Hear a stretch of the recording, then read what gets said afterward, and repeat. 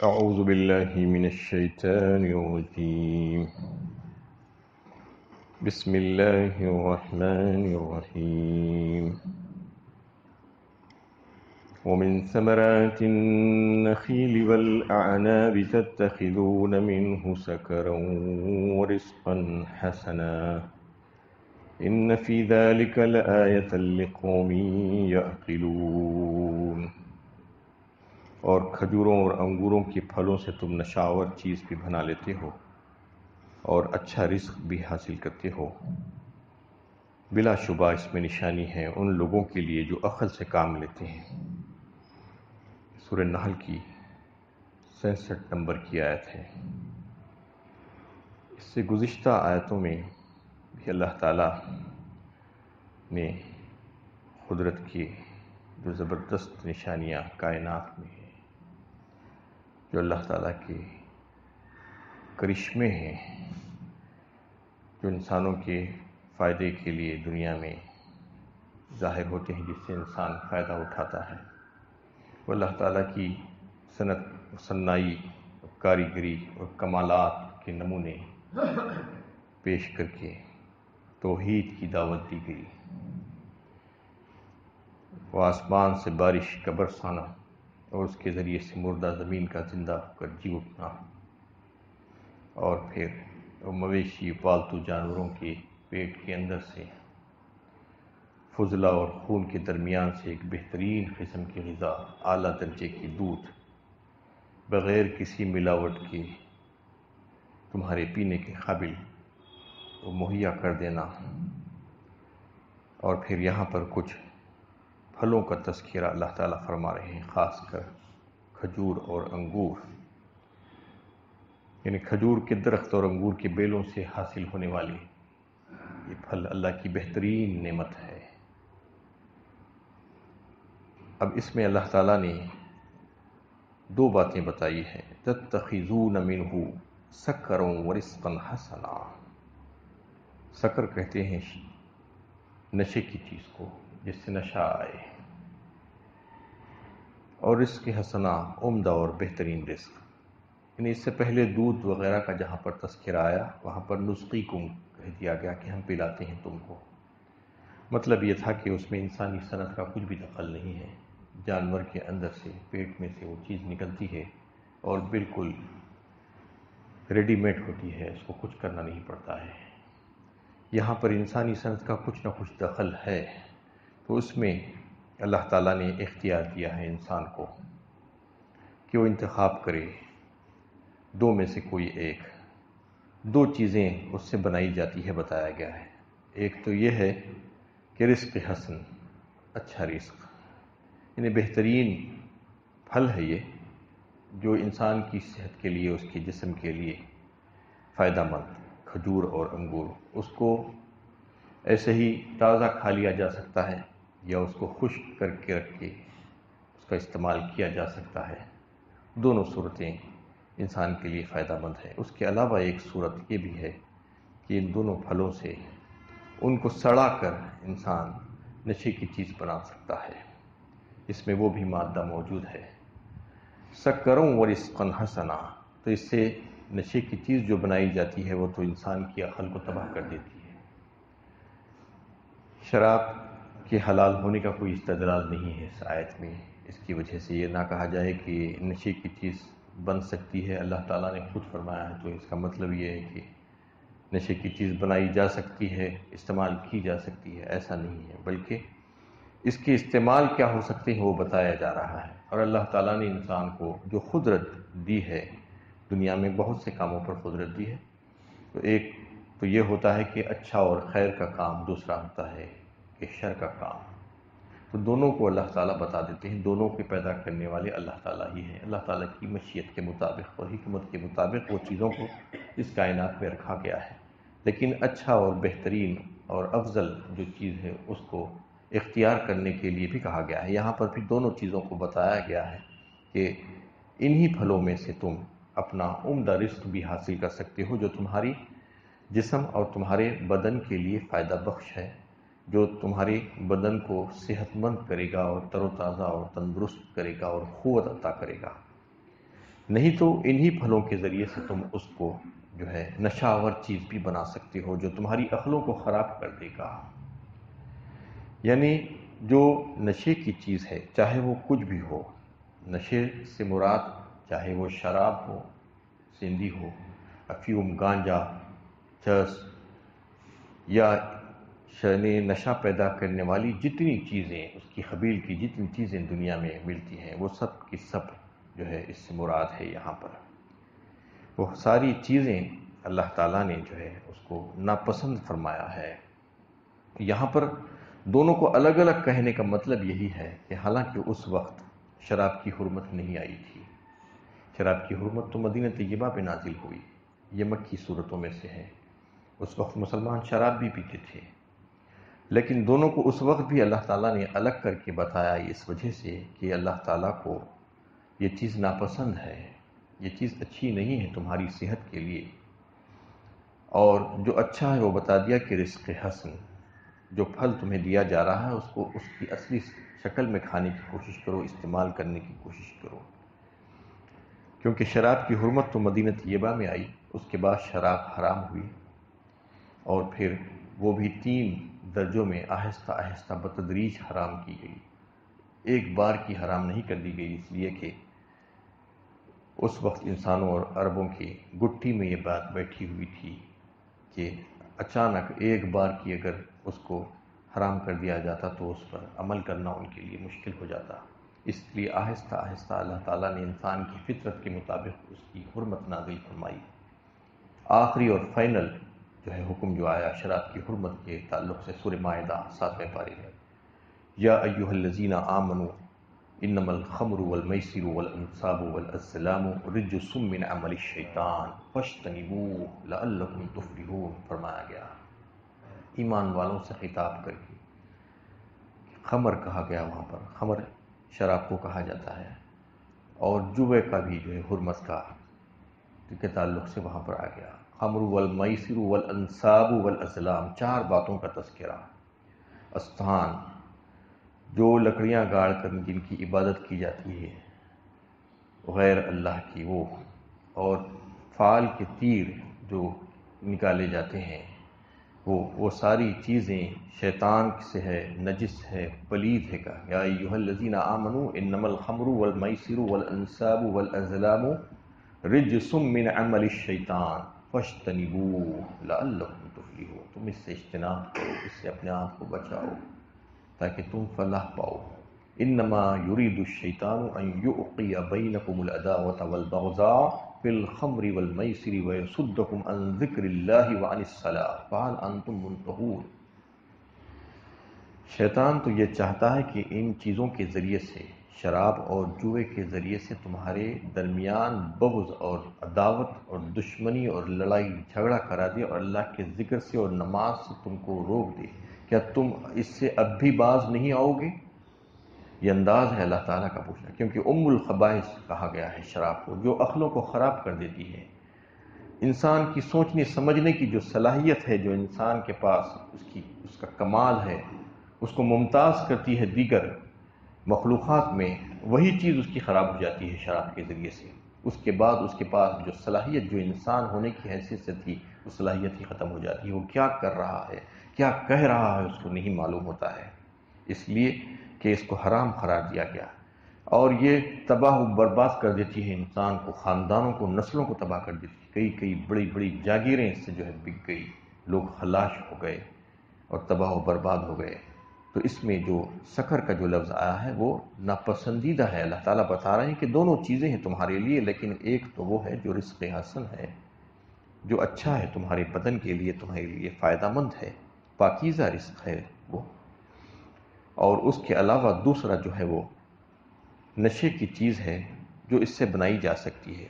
اور یہ خیال کرنا بھی صحیح نہیں ہے کہ شراب پچھلی شریعتوں میں جائز رہی ہے، کیونکہ قرآن کی روح سے شراب ایک نجس چیز اور شیطانی عمل قرار دیا ہے اللہ تعالیٰ نے اس کو، تو ایسی چیزوں کو خدا کی شریعت کبھی صنعت اور جواز عطا نہیں کرتی۔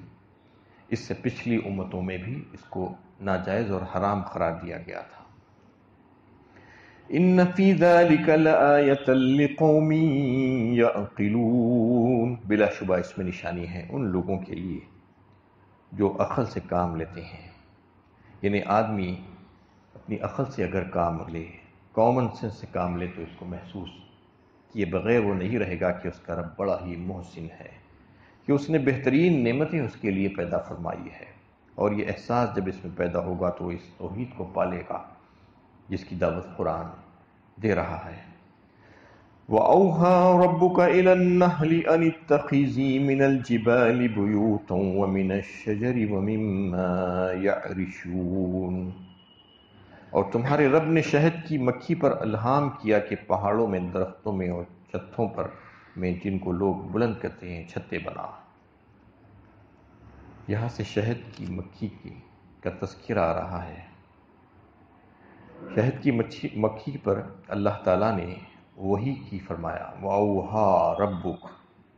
یہ وحی وہ اصطلاحی وحی نہیں ہے جو رسولوں پیغمبروں پر بھیجی جاتی ہے، بلکہ یہ لغوی معنوں میں وحی ہے.